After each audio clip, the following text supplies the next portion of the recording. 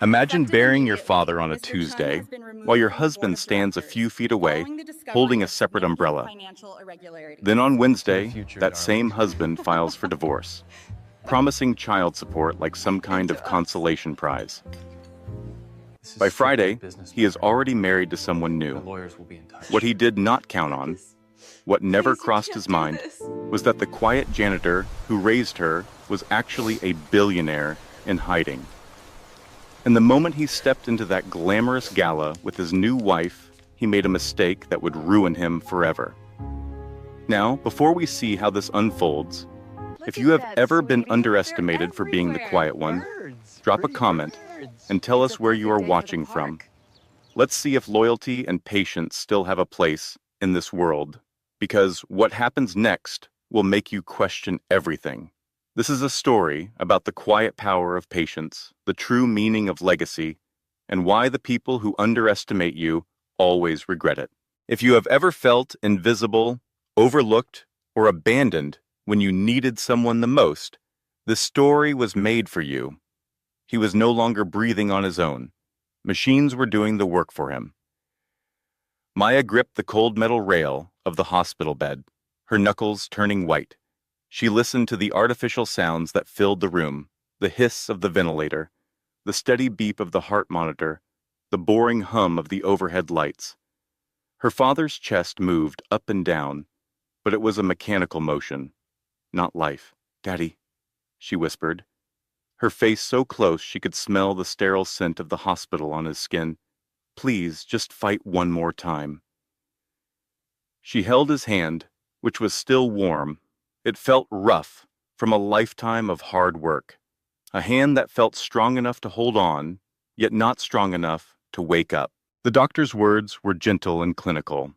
He said things like declining and unresponsive. But those words were too soft for the harsh truth. Her father was dying, and no polite phrasing could change that fact.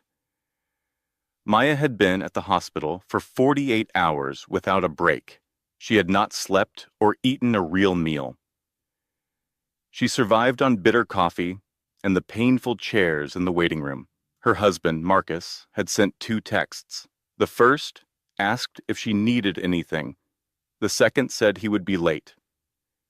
She ignored both messages. Beyond the hospital walls, the city was alive. You could hear cars honking and people laughing. The world went on, completely unaware that hers was falling apart. But inside that room, time moved differently. It was slow and heavy.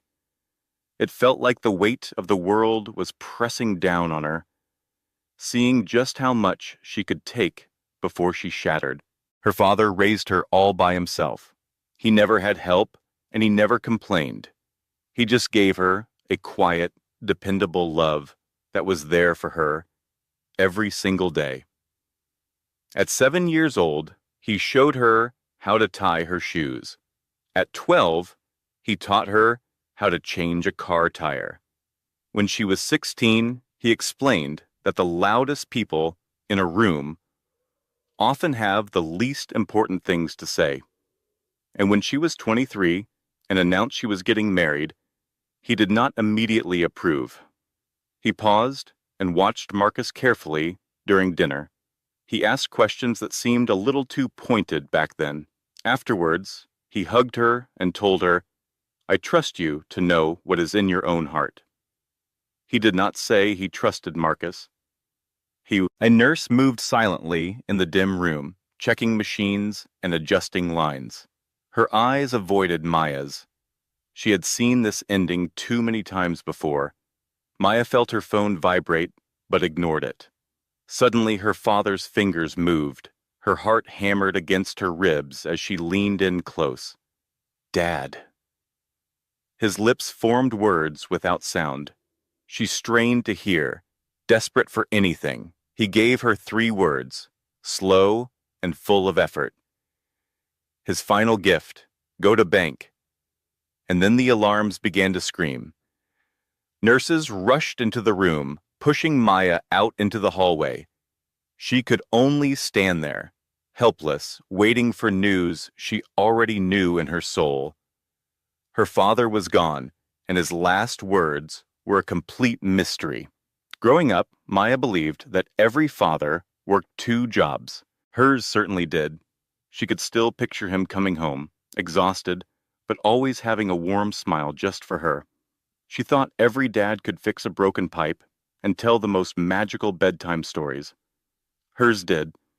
He was a janitor at the local school by day and a maintenance man at the church 3 nights a week. On weekends, he fixed things for neighbors who could not afford to pay. They paid him instead with homemade dinners, deep gratitude, and endless respect.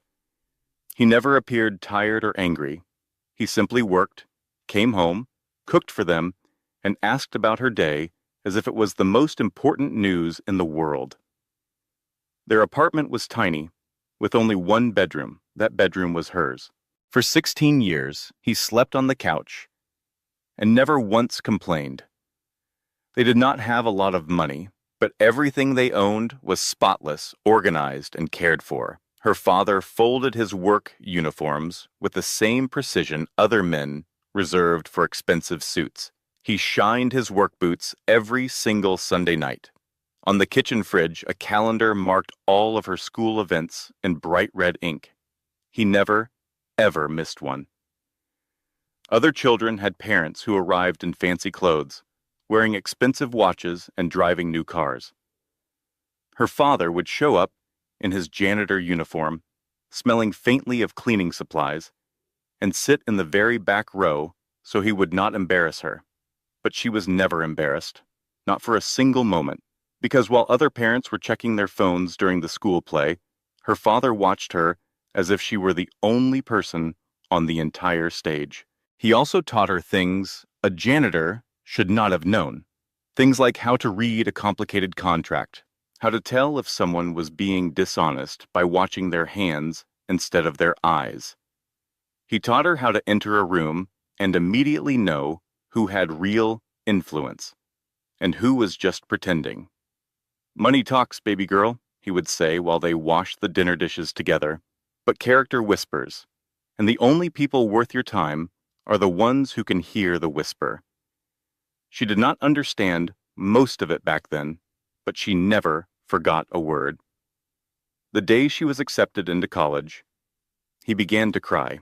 They were not tears of sadness, but tears of pure pride, the kind of tears that made his entire face look soft and gentle. "You're going to do things I was never able to do," he told her. "You did everything," she replied. He just shook his head. "No, I simply chose a different path. There is a big difference." She never asked him to explain what he meant. Now she desperately wishes that she had. Looking back, there were so many moments that just did not make sense. The way he spoke, the classic books he read, the strange way the tellers at the bank always knew his name. Her father was not just a janitor.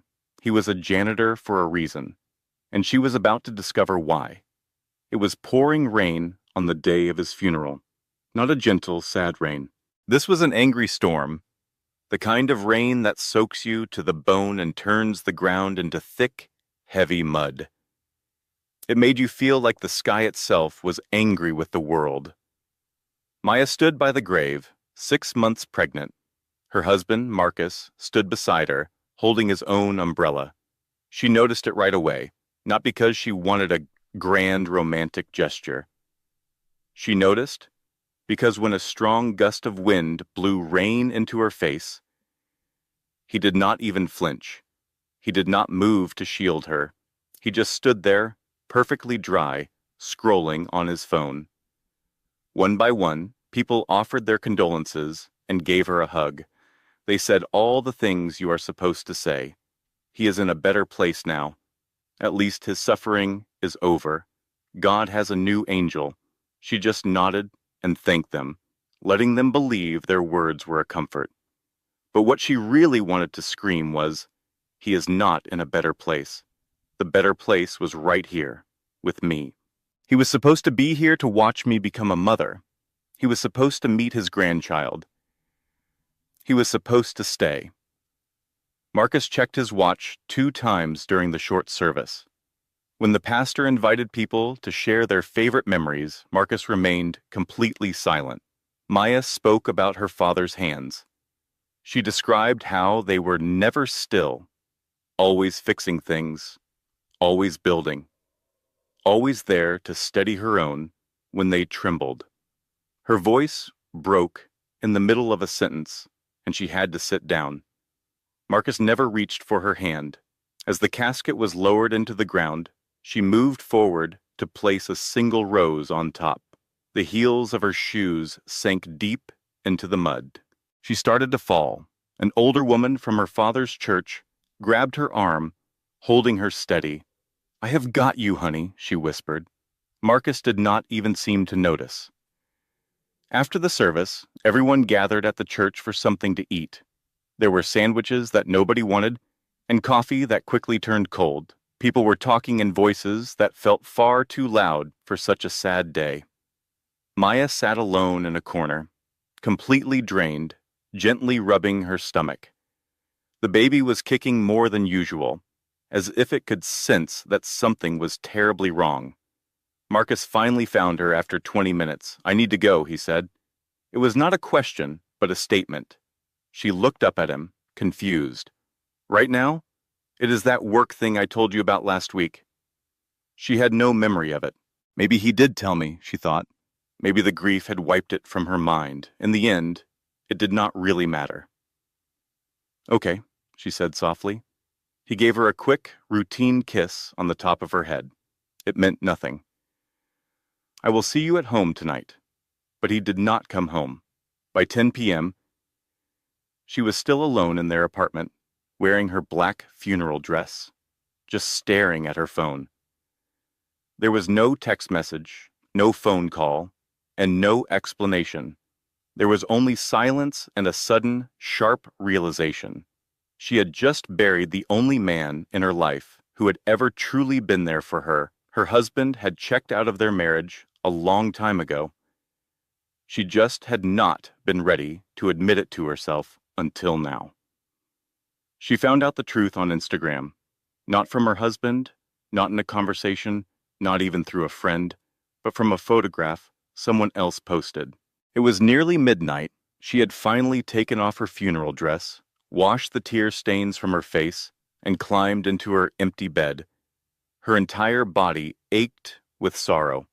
Her mind refused to shut down. She opened her phone just out of habit, scrolling endlessly to distract herself, trying not to think about her father being gone and her husband still not being home. And that is when she saw it, a picture of Marcus. He was sitting in a restaurant she knew was very expensive. The lighting was low, a candle flickered on the table, and he was sitting across from a woman she had never seen before. This was not a coworker. This was not a client. She was young, perfectly styled, the kind of beautiful that requires a lot of time and money. She was bent forward, laughing at something he had just said. He was leaning back in his chair, looking relaxed and smiling in a way Maya had not seen in months. The post was captioned, "New Beginnings," with emojis of clinking glasses and sparkles. It had been uploaded just an hour ago. Maya just stared at the picture on her screen until her eyes went out of focus. The tears did not come immediately. She simply sat there, clutching her phone, feeling the pulse of her own heart hammering in her throat.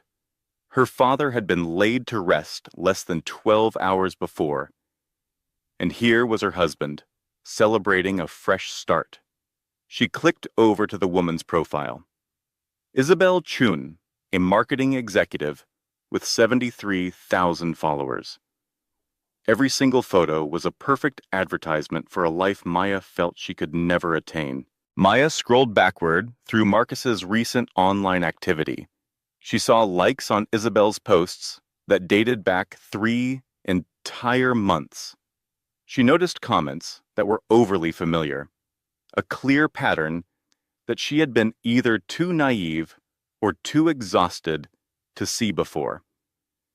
Her hands began to tremble, not with sorrow, but with something much sharper, a feeling like her body was finally reacting to what her brain had refused to acknowledge. She stood up, walked into the bathroom, and gripped the edges of the sink, staring at her own reflection. Pregnant, worn out, completely alone, and married to a man who did not have the decency to wait even a single day after her father's funeral to take another woman out on the town. She did not throw anything, she did not scream, and she did not call him. She stood there, breathing in and out slowly, feeling the baby stir inside her. After a moment, she returned to the bedroom, placed her phone on the nightstand, and simply waited. Marcus arrived home at 2:14 in the morning. She heard the front door open, the sound of his keys hitting the counter, and his footsteps moving down the hallway. He did not come to check on her. He walked directly into the guest room. In that exact moment, Maya understood that their marriage was over. She just had not yet realized how much more difficult things were about to become. He waited until the next morning, not out of any sense of compassion, but because a coward needs the light of day to inflict his cruelty. Maya was in the kitchen, looking at a cup of coffee she had not touched. When Marcus entered, he appeared rested, freshly showered, and composed, as if he had practiced for this moment. "We should talk," he announced. She did not answer him. She just looked at him, waiting. He took a seat across from her, folding his hands on the table, as if this were a corporate negotiation. "I believe we are both aware that this is not working," he began. Her stomach felt like it dropped to the floor, but she kept her expression completely blank. "I have been unhappy for some time now, and I believe you have been as well. We just were not willing to face it." She almost let out a laugh. "We," as if this was a shared decision. As if she was the one who had been creating distance between them. "I want a divorce," he stated. His voice was flat and final. There was no sign of hesitation or regret. She felt the baby kick forcefully, as if even it sensed that something was terribly wrong. "You are being serious," she said in a low voice. "I am. My father just passed away 2 days ago. I know. I am sorry to hear that, but it does not change our situation. Our situation, as if their marriage was just some place they had both accidentally stumbled into. I will provide for the baby," he went on, speaking as though he were outlining the terms of a contract. "Financially, I will not avoid that responsibility. But as for you and me, we are finished. I have met someone new. It is done." She stared at him, truly seeing him for the first time. This was the man she had placed her trust in, the man she had selected, the man who had vowed to be with her forever in the presence of everyone she cared about. And now he sat before her, perfectly calm, taking apart her entire life as if it were nothing more than paperwork. "I have already consulted with a lawyer," he added. "I will have all the documents prepared by the end of this week. You will not need to do very much." Just sign, she echoed. "Yes, I am trying to make this as painless as possible for you." Painless! She had an urge to scream, to hurl something at him. She wanted to demand how he could do this, at this time, in this manner, without even a hint of remorse. But she held back, because at that instant, a piece of advice her father often gave her surfaced in her memory. When a person reveals their true character to you, believe them the first time. Marcus had just revealed his, and she believed him. "Okay," she said. He blinked, clearly taken aback, as if he had been bracing for a confrontation. "Okay. Yes. If that is what you want, then okay." He rose from his chair, visibly relieved. "I am convinced this is the best course of action for the both of us." She offered no reply. He walked out of the room, then out of the apartment, leaving her there, 6 months pregnant and all alone, and that is when she recalled her father's final words to her. "Go to the bank." She put on her coat and walked out the door. If you believe that abandoning someone when they are at their most vulnerable is ever acceptable, continue listening, because the events that follow will force you to reconsider everything you thought you knew about loyalty. The bank did not have the feel of a typical bank. It felt more like a sanctuary where secrets were kept safe. Maya moved through the lobby, passing by marble pillars and chandeliers that looked far too lavish for an establishment that served ordinary customers. The soles of her sneakers made a squeaking noise on the gleaming floor. She felt completely out of her element, poorly dressed, and utterly unprepared. A woman in a perfectly fitted suit came toward her before she could even get to the main desk. "Miss Richardson." Maya paused. "Yes. We have been anticipating your arrival. Please, come with me." She had not called in advance or scheduled an appointment, yet somehow they were expecting her. They proceeded past the main service area, went through a secure door that needed a keycard, walked down a corridor that was unnervingly silent, and entered a private, windowless room. A man in his 60s stood up as she came in. He had gray hair, kind eyes, and the sort of deep calm that only comes from having experienced everything at least twice. "Miss Richardson," he said in a soft voice, "my name is Victor Kane. I have been managing your father's financial affairs for 32 years. I am deeply sorry for your loss." She gave a slight nod, feeling a lump in her throat. "He instructed me to come here. Just before She could not bring herself to finish the sentence. Victor pointed to a chair. "He was certain you would. He put very clear instructions in place. He set a small metal box on the table that separated them. The words safety deposit box, number 1247, were engraved on its surface. This requires 2 keys to open," Victor clarified, taking one out of his jacket pocket. Yours was likely among his personal belongings. Maya rummaged through her purse and found the envelope the hospital staff had given to her. Inside was her father's wedding band, his watch, and a small brass key that she had not understood the significance of until this very moment. She passed it to Victor. He inserted both keys into their respective locks and turned them at the same time. The lock made a distinct clicking sound. Victor raised the lid and then took a step back.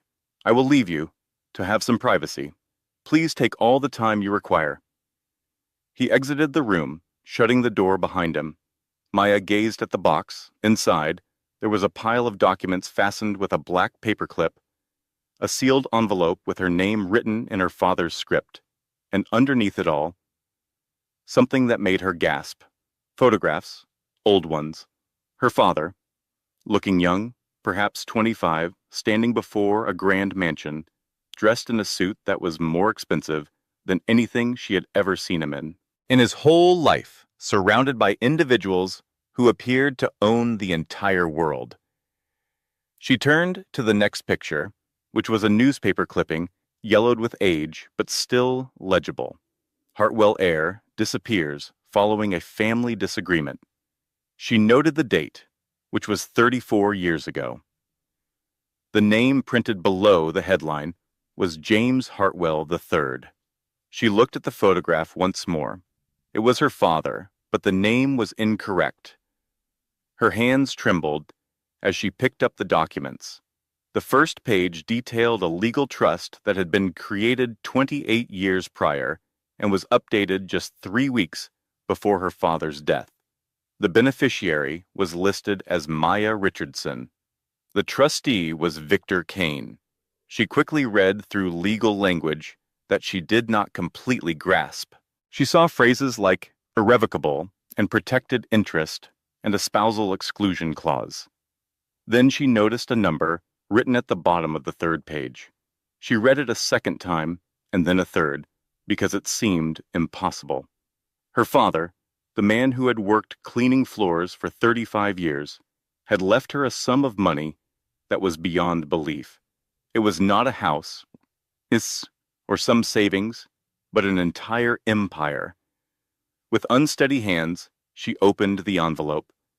The letter within was on simple paper.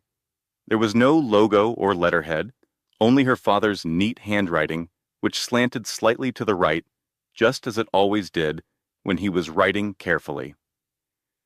Baby girl, if you are reading this, it means I am gone. And I regret that I could not tell you this in person, but certain truths become clearer once you have lived enough to appreciate their importance. My name was not always James Richardson.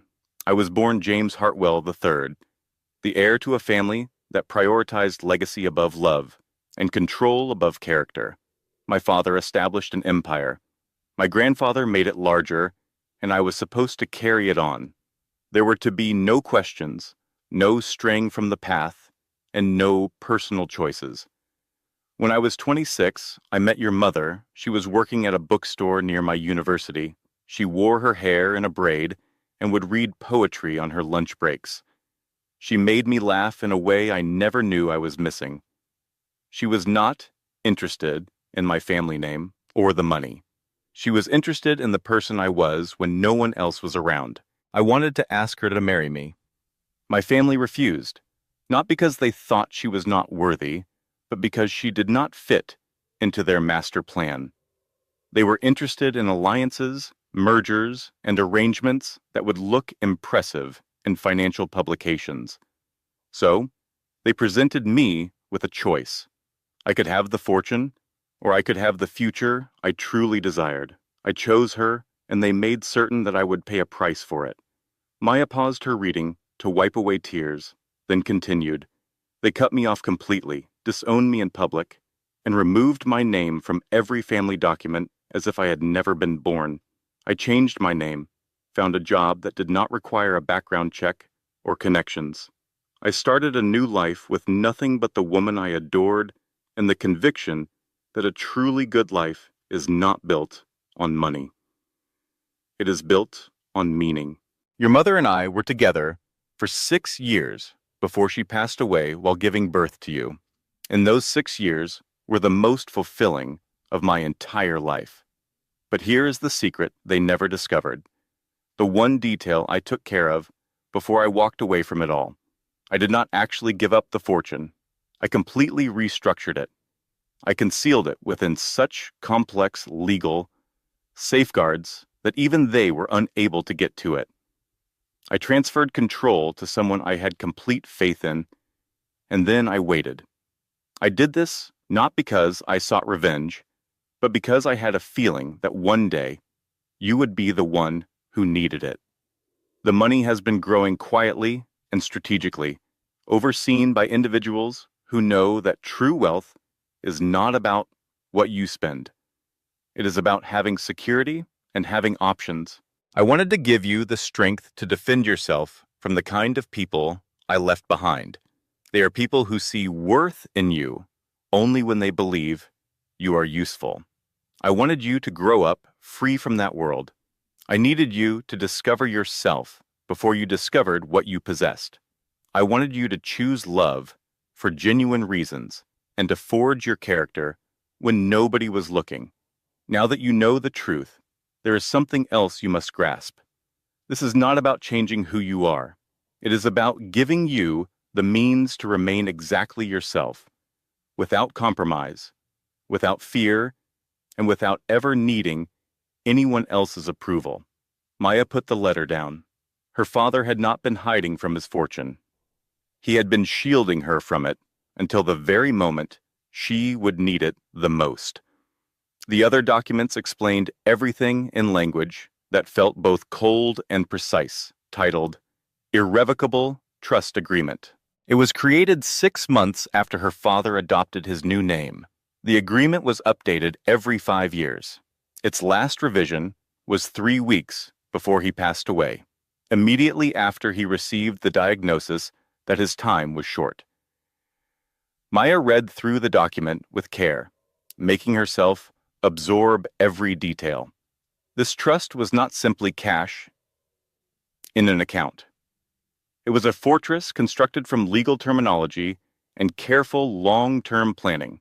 Each asset was secured within legal entities, completely safe from lawsuits, divorce proceedings, or any creditors. Her name appeared nowhere in public records. There were no tax filings or property deeds that could lead back to her. Victor Kane, the man who had presented her with the box, was named as the trustee. He was granted complete power to manage, invest, and safeguard all of it.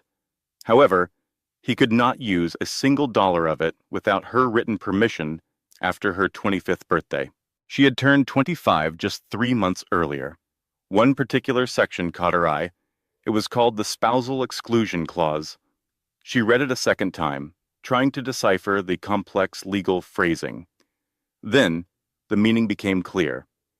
If she were to marry, her husband would have absolutely no claim to any of it. The assets belonged to her and her alone, completely untouchable for all time. This was not a punishment or a sign of distrust in a future husband. It was the ultimate form of protection. Her father had witnessed too many wealthy families destroyed by bitter divorces. He had constructed a barrier around her future that no one could ever get through. Not a fortune hunter, not a handsome con man, not even a good-hearted husband in a marriage that simply did not work out. A spouse could claim nothing. Not the original assets, not the income they generated, nothing at all. The trust was hers, shielded by its very design from anyone who might attempt to get to it through her. Her father had intentionally written it this way because he knew. He did not know about Marcus specifically, but he knew about the possibility of men like him. A man who would appear with a charming smile and endless promises, only to vanish when life became difficult. The trust was designed to provide her with money at any time. But once she received those funds, they became her own individual assets, legally defined as separate property. Marcus would never be able to touch them. He could not get them in a divorce, not ever. Her father had anticipated this. He had not known the exact circumstances, but he had recognized the pattern, and he had dedicated 30 years to ensuring that no one could ever wound her in the way his own family had tried to wound him. There were other rules as well. There were sections about her future children, safeguards in case she ever became unable to make decisions, and guidance on how the fortune should be used if she decided to use it. A single phrase was repeated throughout the entire document. The beneficiary maintains sole and absolute discretion. In simple terms, it was all hers to decide what to do with. No one could dictate how she spent it, how she invested it, or if she gave it away, and no one even had to be aware that it existed. She thought of Marcus, and the divorce papers, he said, would be ready by the end of the week. She remembered how he presented it as if he were doing her a kindness. He was completely clueless. He had no idea who her father truly was. He had no idea what she now possessed. He had no idea that the woman he was abandoning had gained more influence in a single afternoon than he would ever gather in his whole life. The issue was not if she had the power to retaliate. The issue was if she even wanted to. Her father's words replayed in her thoughts. True strength is understanding that you do not have to use your power. But she was not entirely convinced. Power does not make a grand entrance. It is patient. And so, she would be patient. She lifted the letter once more. 2 more pages remained. Now that you know what you possess, you need to understand something far more important. What you are. This money is not your identity. It never will be. You were built from different materials, from strong values, from personal sacrifice, from witnessing what occurs when a person chooses love over a legacy. I did not raise you with so little to make you suffer. I raised you in simplicity to instruct you. You understand the feeling of earning something, of being patient, of living without. You know how to make decisions based on what is important, not on what is convenient. Most people who are born with wealth never learn that lesson. They mistake their resources for their character. They believe money gives them power, when in reality, it only makes them loud. You are not like them. You know that strength is not about what you possess. It is about what you do when you possess nothing at all. And now that you possess everything, I need you to hold on to that lesson, because this is what will happen next. People will discover the truth eventually. It will not be immediate, but it will happen someday. And when that day comes, you will see their true selves. The people who were with you when you had nothing will remain with you when you have everything. The people who abandoned you will try to return, and the people who misjudged you will suddenly want a second chance. Allow them, not because you are indebted to them in any way, but because observing people reveal their true nature is one of the most priceless educations life can offer. Some people will be upset that you kept this from them. Let them feel that way. You are not obligated to give anyone access to your finances or reasons for your privacy. Some people will expect you to transform, to become arrogant, careless, or privileged. Disprove them by continuing to be exactly the person you have always been. And then there will be some who will completely misjudge you. They will assume your quiet nature is a weakness. They will confuse your kindness for a lack of intelligence. They will be convinced that because you do not display your wealth, you have nothing of value to show. Those are the ones to be careful of. Not because they can harm you financially, you are now shielded from that. They are dangerous because they will challenge your character, and your reaction will define the kind of person you ultimately become. So, this is my true gift to you. Patience, the power to endure discomfort without reacting. To allow people to believe what they wish while you create something they cannot harm. To remain silent when the world expects you to shout. Seeking revenge is simple. Any fool with money can ruin someone. But self-control, restraint, the choice not to wield power even when you hold it, that is exceptional. That is a true legacy. I love you, my baby girl. I have always loved you. I will always love you. You are going to be perfectly fine. Dad. Maya folded the letter with great care and slipped it back into its envelope. She did not weep, she did not get angry, and she did not call Marcus to inform him that he had just made the biggest error of his life. She simply remained seated, her hands resting on her belly. Feeling her daughter shift beneath her ribs, she decided then that her father was correct. Some fights are not worth having because the people who should lose do not need your help to fail. They are perfectly capable of destroying themselves. Victor came back 20 minutes later. He tapped gently on the door before coming in, allowing her a moment to collect herself. "Do you have any questions?" he asked softly. "Just one," Maya replied. "How much is there?" He took a seat across from her and produced a single page with a summary she could easily follow. It listed stocks, bonds, real estate properties, private equity, and international funds. The investments were spread across 12 different countries. The assets had been gathered cautiously over 34 years. They were managed discreetly, without any flash or recklessness. The total value as of the last financial quarter was $5.2 billion. The number just sat there on the paper, a fact that her mind could not process. She looked at it, read it again, and tried to reconcile it with the father who raised her in a tiny one-bedroom apartment and sent her to school, with lunches packed in old grocery bags. "That is impossible," she whispered. "That is a conservative estimate," Victor said. "Your father avoided high-risk investments. He valued stability far more than rapid growth. If he had been willing to take more chances, this figure would be substantially larger." She felt dizzy. "What am I supposed to do with all of it?" Victor offered a sad but gentle smile. "Anything you wish. That is the whole idea. You could live on the income it generates and never use the original amount. You could give it all away tomorrow. You could act as if it does not even exist. It belongs to you entirely. Does anyone else know about this? Only me, and now you. Your father was very careful about that. She thought again of Marcus, of the divorce he was already setting in motion, and of how he offered to help support the baby as if he were granting her a favor. He was completely unaware, and she had no intention of telling him. I want to keep this private, she said with resolve.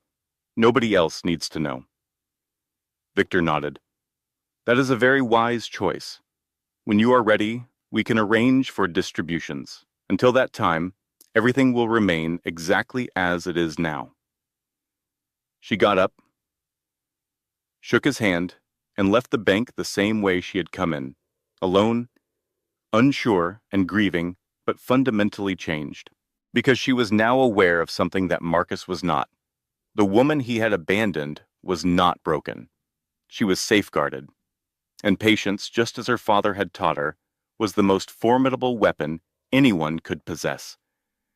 3 weeks after that day, the courthouse pictures appeared online.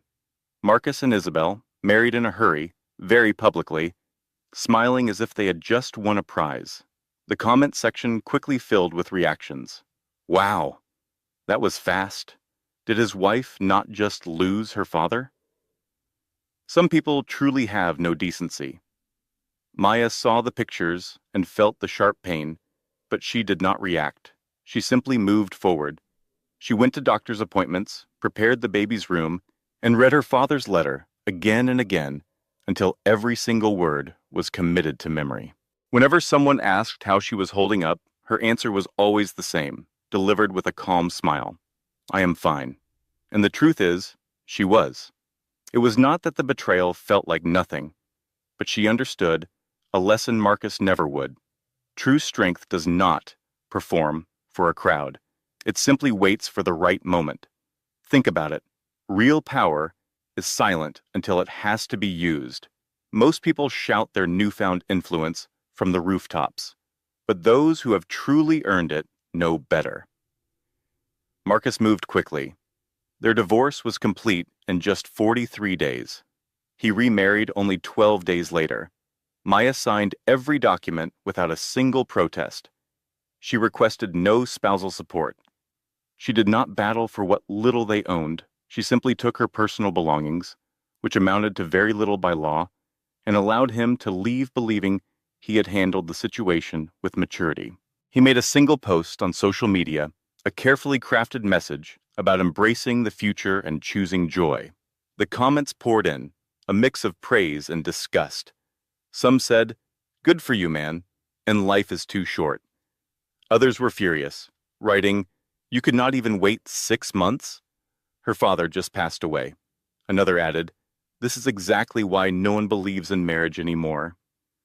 Isabel also made a post. It was a picture of her hand, showing off a brand new ring. The caption read, "When you know, you know." The internet certainly had its say, and its opinions were harsh. Maya turned into a cautionary tale, told over dinner. She was the pregnant wife whose husband abandoned her, the woman who remained silent through it all, the one everyone was watching, just waiting for the moment she would finally crumble. Her husband abandoned her immediately following her father's funeral.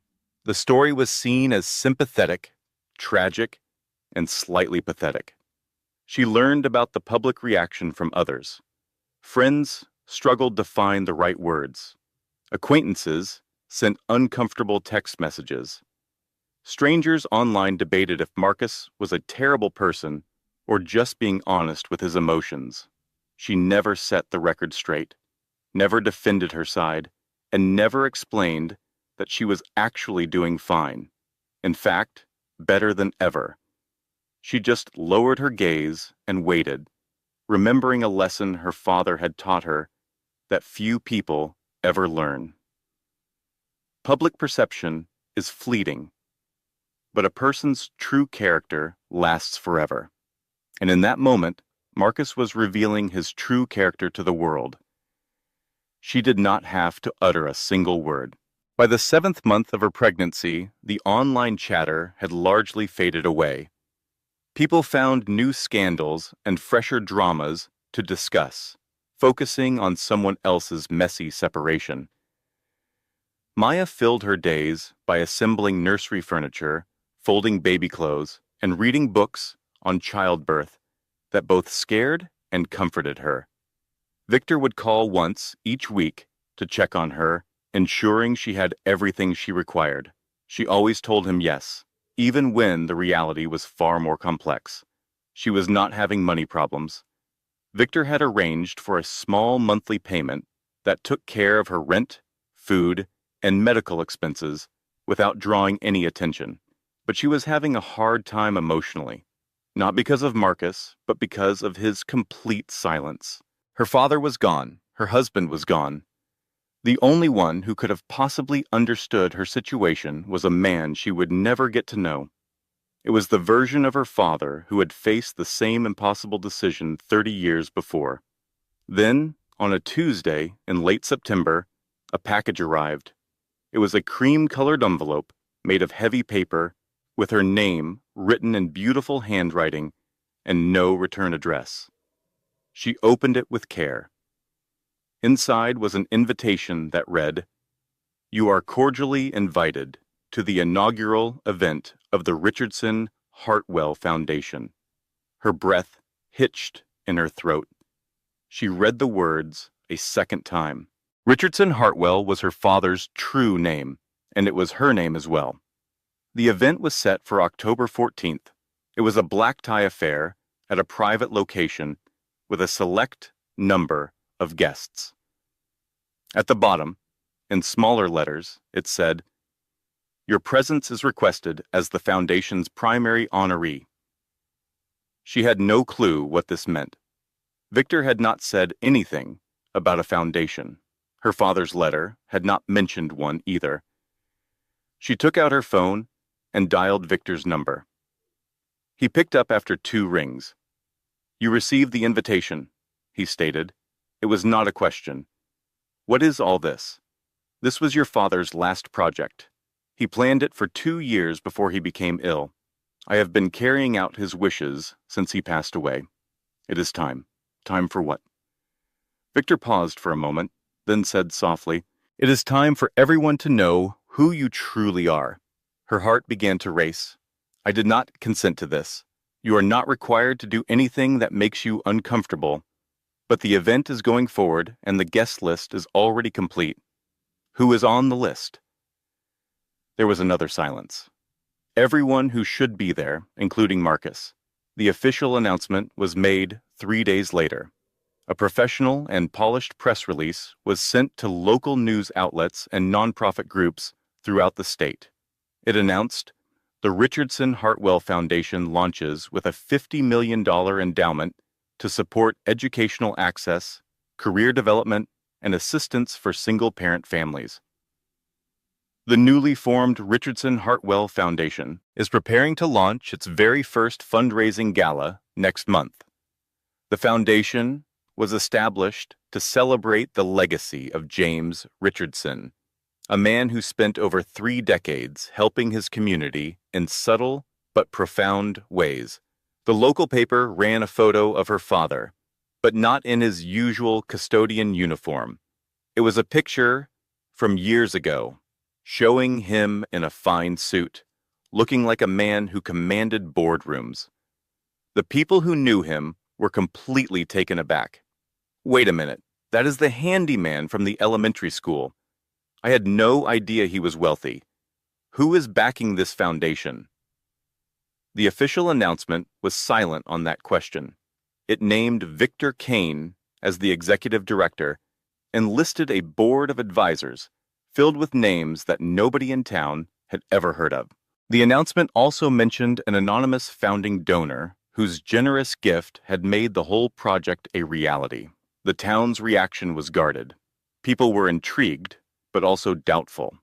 $50 million does not just materialize out of thin air. And James Richardson, the man they knew from mopping hallways and fixing pipes, did not seem like someone with connections to that kind of fortune. Theories began to spread like wildfire. Some believed it was an elaborate con. Others were convinced a celebrity or a politician was using her father's good name for their own purposes. A few even thought Maya received a large settlement for Marcus and was using the money to repair her reputation. Not a single person guessed the truth, because the truth was simply too unbelievable. Maya observed the situation develop from afar. She made no comments, offered no explanations, and did not participate in the widespread guessing. Victor managed all the details. He handled media questions, event planning, and coordinating with vendors. The only thing she had to do was attend, but the guest list weighed on her mind. Victor had sent it to her through a secure email. It contained 200 names of donors, community figures, local officials, and people her father had known throughout his career. And, near the end of the list, was Marcus Chun plus a guest. A knot formed in her stomach. Why was he invited? She asked Victor on the phone. Your father specifically asked for him to be there. What? He left detailed instructions. He listed specific names. Marcus was on that list. That makes no sense at all. Dad passed away before Marcus even asked for a divorce. Your father was very insightful, Victor said with care. He had a way of seeing things before they unfolded. She thought about that, trying to make sense of it. Her father had been aware, maybe not of the exact circumstances, but of the possibility. And he had arranged for Marcus to be present on the night the truth would be revealed. It was not for payback, but for a lesson. I am not sure if I can go through with this, Maya confessed. You do not have to, Victor assured her, but if you decide not to go, you will always wonder what might have been. She thought about her father's letter, about being patient, and about letting people show their true colors. He is going to bring Isabel, she said in a low voice. Probably. People are going to whisper. They are already whispering. She let out a long breath, felt the baby move within her, and rested a hand on her belly. Okay, she finally said. I will be there. Good, Victor answered, because this event is not about him. It is about you, and it is time for people to see the distinction. The location was breathtaking. It was a historic mansion that had been transformed into an event hall. Chandeliers hung like cascades of frozen water. The floors were so shiny they mirrored the ceiling. The tables were adorned with tablecloths that cost more than what most people pay for rent each month. Maya showed up 30 minutes before the event was scheduled to begin. Victor greeted her at a private entrance. He looked at her once and broke into a smile. You look absolutely perfect, he told her. She had picked her outfit with great care. It was an emerald green gown with a high waistline to fit her very pregnant figure. Her hair was styled in a simple pullback. She wore very little jewelry, except for one notable item, a diamond necklace from the safe deposit box. It was antique, tasteful, and modest, unless you recognized its true worth. She did not know its monetary value.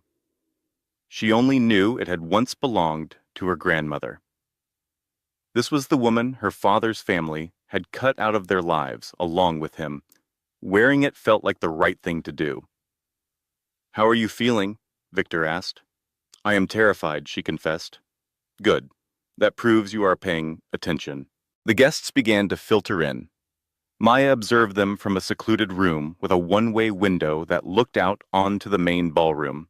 She spotted familiar faces, people from her father's church, his old colleagues, and neighbors who had known him for years.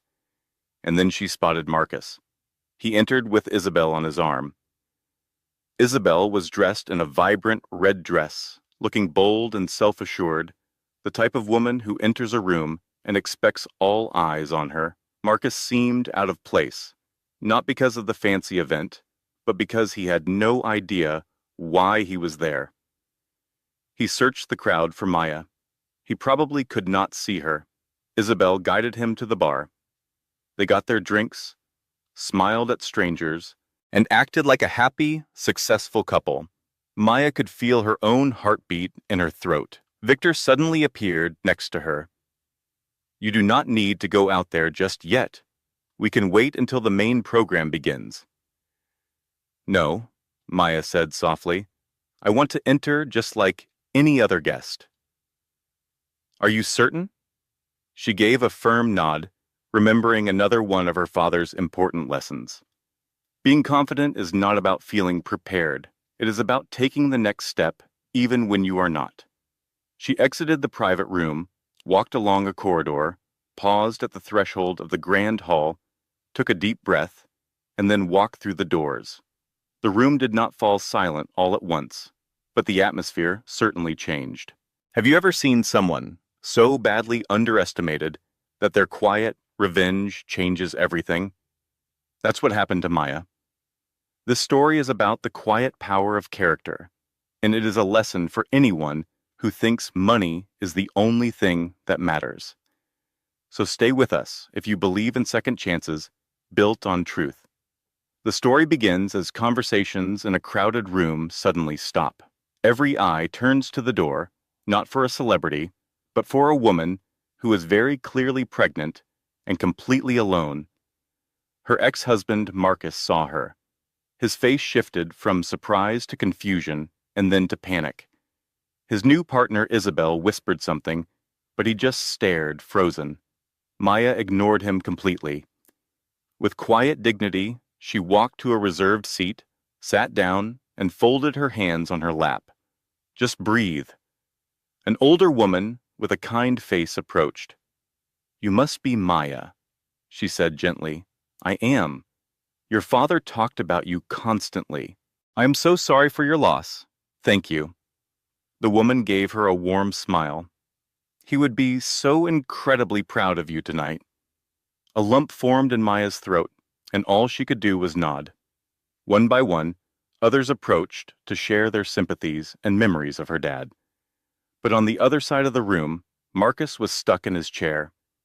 A chilling thought was dawning on him. This elegant event was not just something she was attending. It was her event, and he was completely unprepared for what was about to happen. The room lights went down, and a microphone was set up on the stage. A man named Victor walked to the podium. Good evening, he started. Thank you for coming. We are not just here to start a foundation.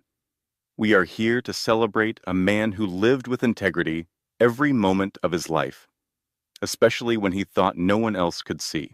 Victor spoke about her father's dedication, his gentle nature, and his reliability. Heads nodded in agreement around the room, and some people dabbed at their tears. Then, Victor changed his tone. What the majority of you are not aware of, he said, is that 34 years ago, James Richardson made a decision. He abandoned a world of immense riches and high society because he would not give up on the person he loved. He changed his name, built a new life from scratch, a life founded on principle, not inheritance. A quiet buzz of confusion spread through the audience. Marcus now leaned in, paying close attention. That decision meant losing everything his family held dear. Victor went on. But in return, he gained something priceless, his honor and a daughter who was given his values, not his money. Victor stopped for a moment, allowing his words to sink in. The Richardson Hartwell Foundation was created because James never lost sight of his past. He worked for 30 years to ensure his daughter could create something important, free from the weight of family pressure or privilege. Victor then motioned towards Maya. It is my great privilege to present the founder and main supporter of this foundation, Maya Richardson. A polite clapping started, which quickly grew into loud applause. Maya rose from her seat and walked to the stage with measured, confident steps.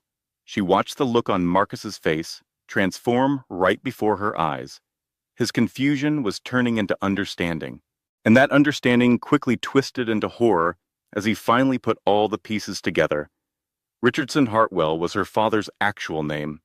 The $50 million fund, the foundation, it was all her.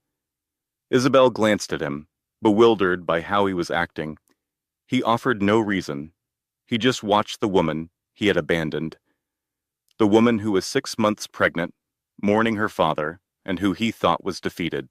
She was now on a stage before 200 people, all of whom now knew a truth he had missed.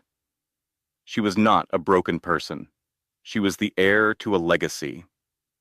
Maya got to the microphone and made a small adjustment. The audience became completely quiet. She did not even glance at Marcus. Her focus was on the faces of those who had cared for her father, the people who came to honor his memory. Then she started to talk. Her voice was confident and measured, not dramatic or theatrical, just perfectly clear. My father taught me that the most significant choices we make are the ones that no one ever sees. She paused, allowing the weight of her words to settle. He taught me that love is not about what is convenient. It is about being present, especially when it is difficult, especially when nobody is looking, and especially when you have every good reason to turn your back. A few heads in the crowd nodded slowly. He also taught me that having money without having principles is just empty noise. He said, real influence is not what you possess. It is what you choose to do with it when no one is making you do a thing. She looked down for a moment, gathering her thoughts.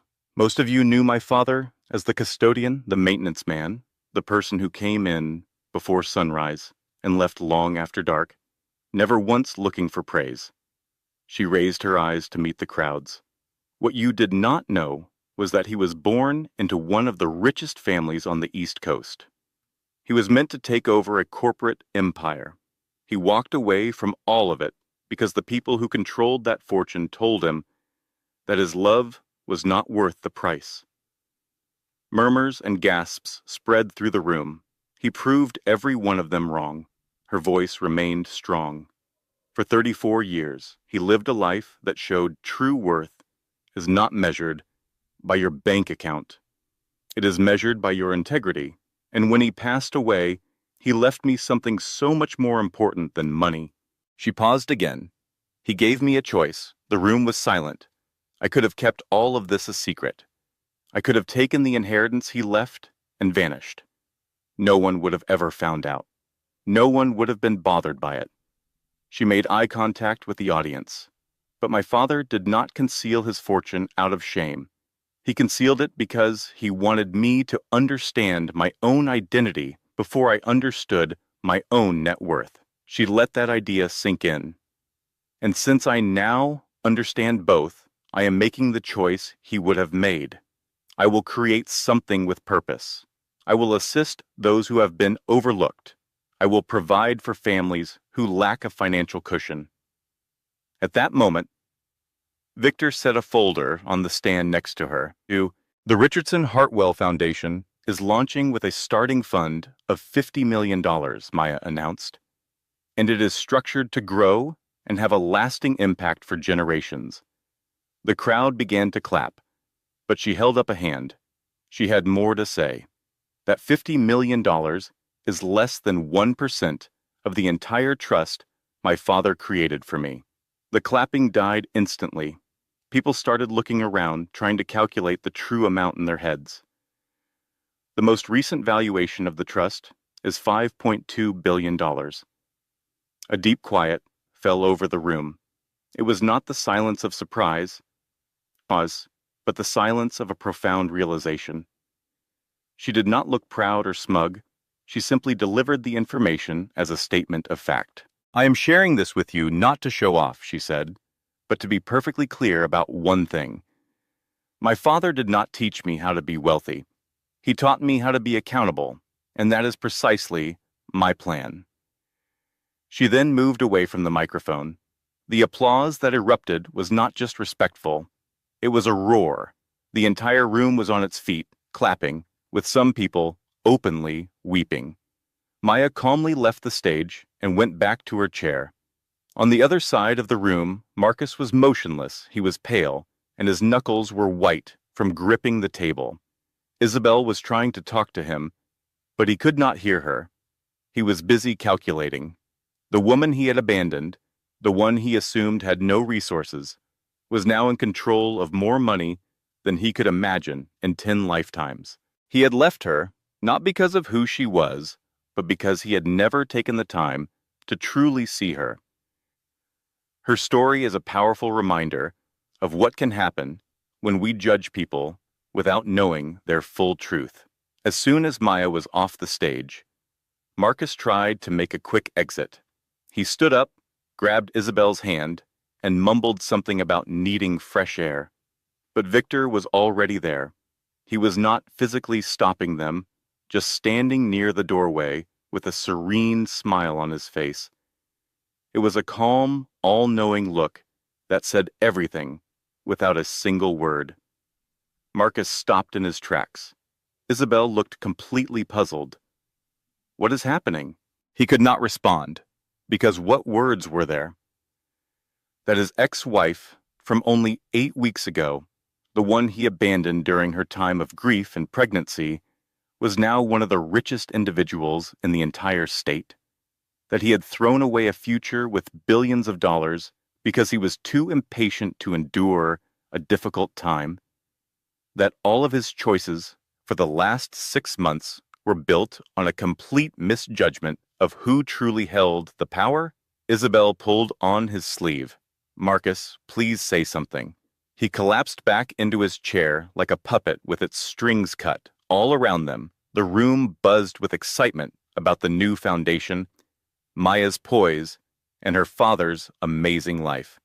A nearby guest remarked, "Can you believe someone would give up that kind of fortune just for love? You do not see that every day." Someone else added, "And to raise a daughter to be so humble with all that, that is even more unusual." Marcus heard it all. Every comment was a sharp jab, highlighting his own failures. He looked over at Maya. A crowd had formed around her, with people offering thanks, embraces, and encouragement. She seemed exhausted, but composed. She never once looked over at him, not because she was angry, but because he was no longer significant in her world. Finally, the pieces clicked into place for Isabel. "Hold on," she said, her voice slow with realization. "That is the woman you divorced." He just nodded. "The one you told me was left with nothing." He stayed silent. She drew away from him, her eyes wide as she stared. "Marcus, what did you actually know about this?" "Nothing," he admitted in a low voice. "I did not know any of it." Her eyes narrowed. "You never asked her." He watched her face and could see the gears turning in her mind. She was reassessing everything. It was not anger he saw. It was cold calculation. She was questioning her decision to be with a man who could make such a monumental error in judgment.